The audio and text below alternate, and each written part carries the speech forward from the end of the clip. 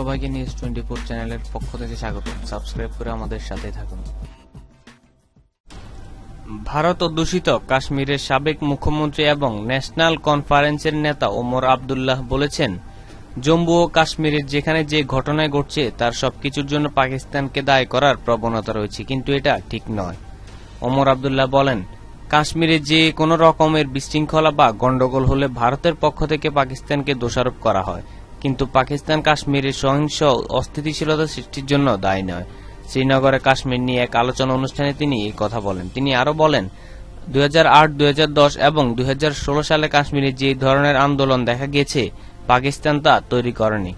ওমর আবদুল্লাহ কাশ্মীরে অব্যাহত গোলযোগের জন্য ভারতের প্রধানমন্ত্রী নরেন্দ্র মোদী সরকারকে দায়ী করেন। তিনি বলেন, জম্মু ও কাশ্মীরে প্রতিদিনের হতাহতের ঘটনার জন্য সেখানকার প্রধান রাজনৈতিক দলগুলো এককভাবে দায়ী নয়, এজন্য দায়ী ভারতের কেন্দ্রীয় সরকার। ইউপিএ বা এনডিএ বা যে সরকারে আসুক না কেন, তারা এই অস্থিতিশীলতার জন্য দায়ী।